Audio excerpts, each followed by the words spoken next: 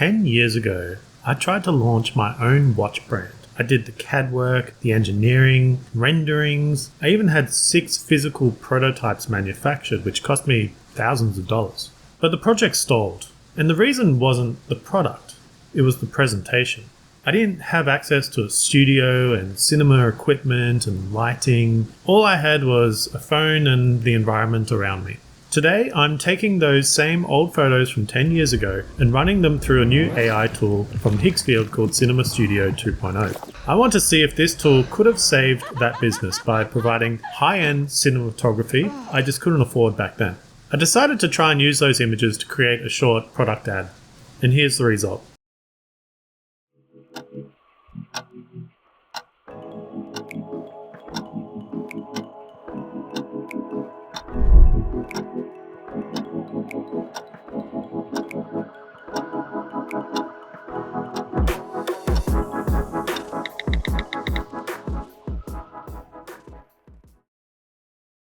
Pretty cool ad, right? And that's all created with AI, just using simple existing assets that I had produced 10 years ago. So let me give you a quick run through of how I use Cinema Studio 2.0 on Higgsfield to create that video. So what we're looking at on screen now is the homepage for Higgsfield. There's so much in Higgsfield, and the cool thing is it's all under one subscription and you get access to multiple tools. You're talking Nano Banana Pro, all your different video generators like Kling and VO and Sora. So there's lots and lots in the one package under that one subscription. What we want to do today though is go to the Cinema Studio. So you go up here and you can create different projects. So I've got this project, which is what I used to create the ad you just looked at. And it's broken down into different sections of images and videos. And the cool thing with Higgs is as you create different assets, like you generate some images over here and you generate some videos over there and some characters there, you can actually bring them all in to Cinema Studio as basically like an asset pack.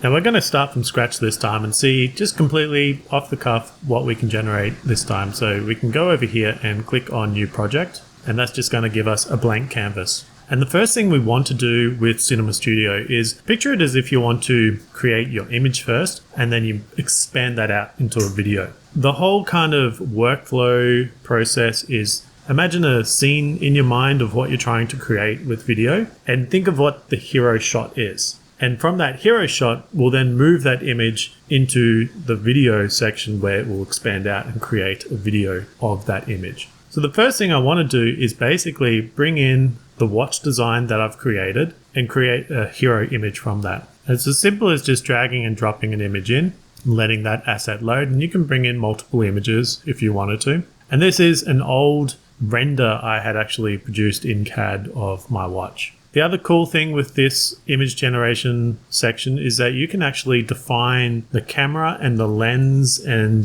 the aperture setting that you're trying to go for, which will really create different stylistic effects. So when you go over here, you can either go to recommended and it's going to give you just a recommendation, or you can save different presets, or you can actually just create your own completely custom style. So it has a bunch of different cameras here that you can go through, and you also have a bunch of different lenses from like prime lenses to macro lenses, etc. You have your focal length, and then you also have an aperture as well. So let's just try a recommendation using a full frame, a spherical lens, a focal length of 50 and an aperture of 1.4. The next thing is to describe the scene. So I'm thinking we want to create a product shot. We want a direct front view of it. It's going to be sitting on the watch stand, and it's going to have a bit of an ambient lighting with like a single overhead light in a dark room. So the prompt I'm going to type out here is a product shot of a watch, direct front view, dark room with ambient lighting, single overhead spotlight, and we'll just see what happens from that. And down the bottom we have some final options. So we have our batch size. You can change the aspect ratio, and we're just going to stick with the default 16:9 because we're going for that cinematic video.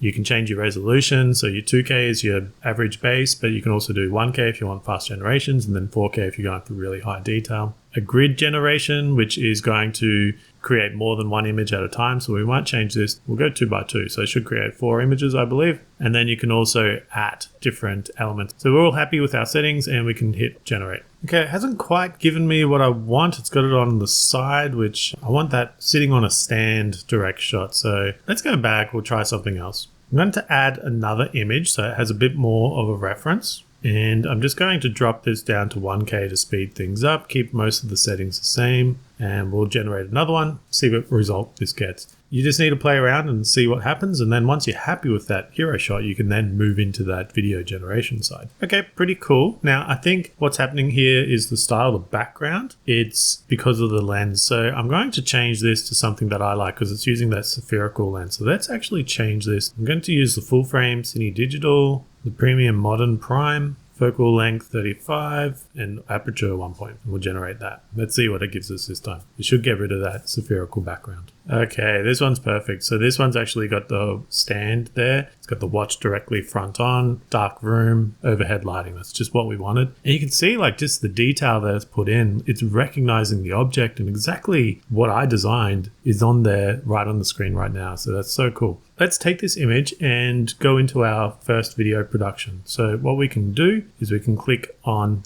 animate. And this will move us into the video tab, which you can see down below here. So we're starting with our director panel. So this has got our images to keep that consistency of our watch. So it has our hero shot, but you can also add an end frame that you want the video to move towards if you want that as well. You have your duration, so you can change this from 5 to 10 up to 12 seconds. We're just going to make this a 6-second segment. You can change the different speed ramps, so you can either have it moving in slowly, you can move it fast or ramp in or ramp out. We're just going to leave it on auto. The next really interesting part is the movement. So in here, you can control your camera movement. So instead of trying to prompt a camera movement, you can actually just click on the one you want and it's going to integrate that into the video. So here you have a static shot, so it's just going to be not moving. But you can also do things like handheld modes. Zoom out, zoom ins. The camera can follow you around as the object moves, which it's a watch, it's not moving in this case, so we're not going to use it. You can pan left, orbit around the object. There's so much you can do. Really, really cool stuff. So what I'm thinking for this is we're going to slowly move in on the watch. So what I want is a dolly in. We can change it to probably a linear movement, so it's just a nice consistent move in. There's other things you can explore here, like single shot, multi-shots, all sorts of stuff. You can again change your aspect ratio, your quality. We're just going to keep it at 1080. You can add sound. We're just going to leave it off in this case because it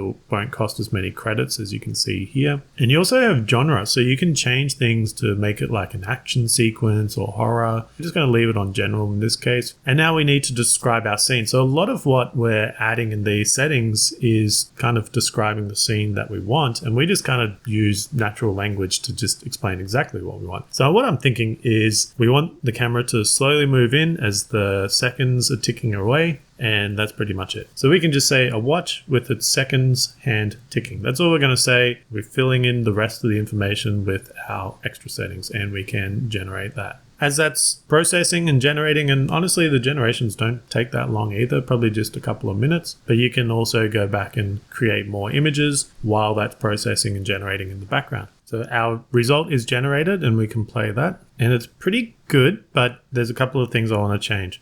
So first, the second hands are moving, but also the minute hand is moving around, which it shouldn't be doing at that rate. But also the camera is turning around, which I didn't want it to do. I just wanted to lock and move straight in. Let's change that. So I've changed the prompt to say a watch with its second hands ticking, the minute and hour hands stay locked in place and don't move. The camera stays locked in a front view directly at the watch. And we can generate this. Okay, let's take a look at this new generation. So pretty good, but it's not moving the camera this time. It's not moving the hands. But again, we just got to play with these things and see what generates. But overall, I like the style. It just needs to move in. Actually, I can see what I did wrong here. It's reset. It's actually changed it back to auto for the movement. So we would have to then add a camera movement and then we'd have that movement in. As for the hands moving, they'll just play around with the prompting to get something that works. Now I want to show you some steps on how you take this further. So if we go back to our image, there's a couple of things that I really like here. One of the things you can do is create a 3D scene. So you can click on that. It will take a little bit. It generates a 3D scene of what you're looking at. And then it allows you to actually pick the exact shot you want within that scene. Something else I really like is the what's next feature. So this one, it's actually going to generate 8 different scenes from that one. A generation is done and we can click on that. And it's going to create these 8 different shots that it thinks we could use to take the story in different ways. So it's more about kind of just making ideas for you. So we can see here we've got a couple of shots. We've got a shot with a hand coming in. We've got one with like a safe with gold and jewels in the background. We have a watchmaker working on it, a real extreme close-up, and there's a few that I actually like. We can pick a couple and animate it. So let's try this one. I like this one. It reminds me of me working on it in the beginning. So we're going to go to animate, and then that will take us straight to the video section. We're going to change this back. We're going to make the speed ramp just auto.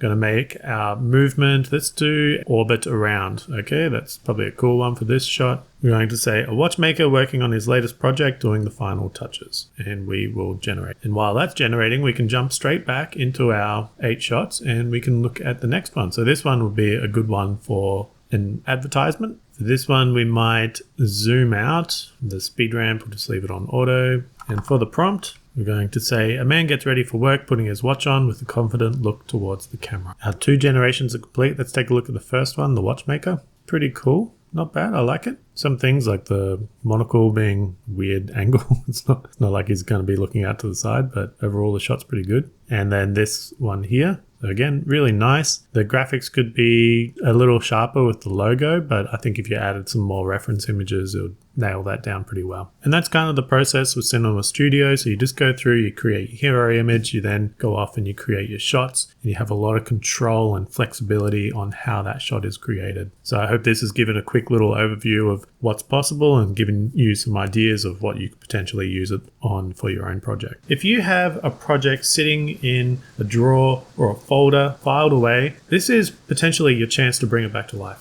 Looking at the results, it's clear that the barrier to entry for professional project visualization has dropped. For makers, Higgsfield isn't about faking reality. It's about presenting our work with the quality it deserves. It turns your technical output into a cinematic asset. If you want to try this out for your own projects, I put the link to Higsfield Cinema Studio 2.0 in the description. If you found value in this video, then please consider subscribing to the channel. Thanks for watching.